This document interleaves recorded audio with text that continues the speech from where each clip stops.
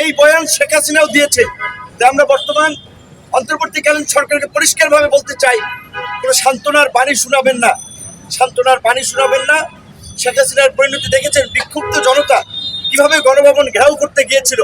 কাজে আপনারাও যদি ওই শেখ হাসিনার মতোই সান্ত্বনার বাণী শোনান, আমাদেরকে ঘুম পাড়ানি মাসি পিসির গল্প শুনিয়ে শান্ত রাখতে চান, সেটি আপনারা পারবেন না। নির্বাচনের তফসিল দিয়েছেন, কতটুকু নির্বাচনের পরিবেশ আছে সেই নিয়ে গোটা দেশের মানুষ উদ্বিগ্ন।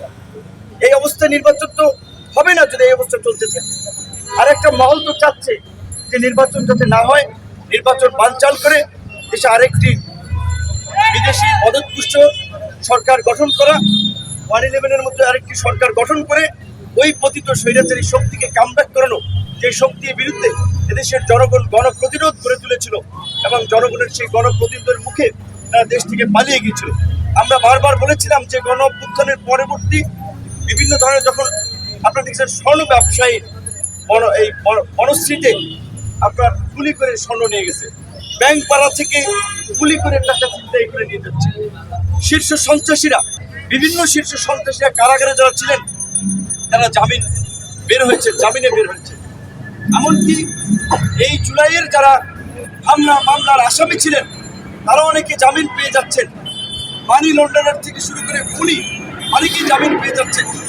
আমরা কোর্টের কাছে জানতে চাই, এই সন্ত্রাসীরা এই গণ অভ্যুত্থানে যাদের গণবিরোধী ভূমিকা ছিল তারা কিভাবে জামিন পাচ্ছে, কারা তাদের জামিনের জন্য দাঁড়াচ্ছে, আর কোর্ট বা কিভাবে তাদের জামিন দিচ্ছে। অবশ্যই কোর্টকে আমরা সম্মান করি, শ্রদ্ধা করি, কিন্তু আমরা তো চোখের সামনে দেখছি যে টাকা পাচারকারী থেকে শুরু করে খুনিরা জামিন পাচ্ছে। শুধু জামিন পাচ্ছে না, নির্বিঘ্নে তারা দেশ থেকে বাইরে চলে যাচ্ছে।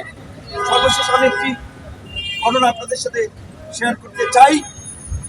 সরকারকে বলেছি, উপদেষ্টাদেরকে বলেছি, যখন আমরা 2018 সালে কোটা সংস্কার আন্দোলন করি, সেই সময় শেখ হাসিনা জাহাঙ্গীর কবির নানক এবং এনামুল হক শামীমকে কোটা সংস্কার আন্দোলনকারীদের সাথে আলাপ আলোচনার দায়িত্ব দিয়েছিলেন।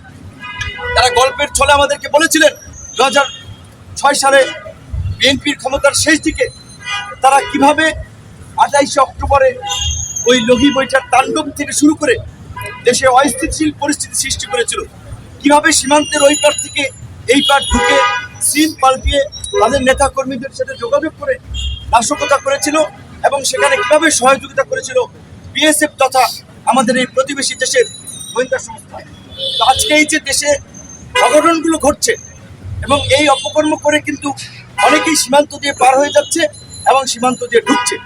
কাজেই সীমান্তে কঠোর একটা নজরদারি ব্যবস্থার পাশাপাশি দেশের অভ্যন্তরীণভাবে আমরা মনে করি যৌথ বাহিনীর একটা সাঁড়াশি অভিযান পরিচালনা করা দরকার। এই যে আপনার অস্ত্র উদ্ধার, নির্বাচনের আগে যে অভিযান চলে, অবৈধ অস্ত্র তো আমরা দেখছি পত্রপত্রিকায়। এমনকি আমরা দেখলাম যে কিছুদিন আগে ট্রেনে করে আপনার গান পাউডার, পিস্তল, ম্যাগাজিন, অস্ত্র সহ আপনার বিভিন্ন সামগ্রী আসছে। সেগুলো যদিও সে সময় সেনাবাহিনীর হাতে ধরা পড়েছিল। তো এই অভিযান পরিচালনা আরো জোরদার করতে হবে। সোশ্যাল মিডিয়াতে হুমকি দিচ্ছে, আমাদেরকে হুমকি দিচ্ছে। এই উসমান হাদি কোনো ব্যক্তি না, উসমান হাদি জুলাইয়ের একটা চরিত্র। উসমান হাদির উপরে আঘাত মানে জুলাইয়ের উপরে আঘাত। হসপিটালে বসেই আপনাদেরকে মোবাইলে দেখাতে পারি, আমি ইনবক্সে হুমকি দেওয়া হচ্ছে যে কাপড়ের কাপড় নিয়ে আমাদেরকেও রেডি থাকতে বলা হচ্ছে। এখন আমরা কার কাছে নিরাপত্তা চাই? কয়জনকে সরকার নিরাপত্তা দেবে? আমরা ব্যক্তিগতভাবে নিরাপত্তা চাই, আমরা দেশকে নিরাপত্তা করার দাবি জানাই সরকারের এবং রাজনৈতিক দলসমূহকে আমরা অনুরোধ জানাবো ক্ষমতায় যেতে কিংবা ক্ষমতা দখল করার জন্য অস্থির হয়ে রাজনৈতিক বিভাজন তৈরি করবেন না। আপনাদের বিভাজনের কারণেই এখন পর্যন্ত ফ্যাসিবাদী শক্তির আস্ফলন দেখাচ্ছি। ফ্যাসিবাদী শক্তি 18 দলীয় জোট করতেছে, নির্বাচন করবে, নির্বাচনের মাঠে থাকবে, নির্বাচন বানচাল করবে, এই আওয়াজ দিচ্ছে। আওয়ামী লীগ নিষিদ্ধের সময় আমরা সকলের পরিষ্কার অবস্থান দেখতে পাই নাই। আওয়ামী লীগের বড় দোষর জাতীয় পার্টি সহ ফ্যাসিস্ট শক্তিকে নিষিদ্ধ করার প্রশ্নেও আমরা রাজনৈতিক বিভাজন দেখতে পেয়েছি, কারণ ক্ষমতার হালুয়া রুটির ভাগ বাটোয়ারা। এই ক্ষমতার হালুয়া রুটির ভাগ বাটোয়ারা নিয়ে যদি আপনারা ব্যস্ত থাকেন এবং জুলাইয়ের ঐক্য নষ্ট করে যদি দেশে বিভাজন সৃষ্টি করেন, এই দেশে কিন্তু কেউ নিরাপদ হবে না। শেখ হাসিনা 75-এর পরে 96-এ 21 বছর পরে একবার ক্ষমতা এসেছিল আওয়ামী লীগ, তারপরে এসেছিল কবে 2008 সালে এসে কিন্তু দেখেছিলেন এই মুক্তিযুদ্ধের বিরোধিতার নামে কিভাবে একটি সাজানো বিচার ব্যবস্থার মাধ্যমে নিরীহ মানুষকে ফাঁসি দিয়েছিল।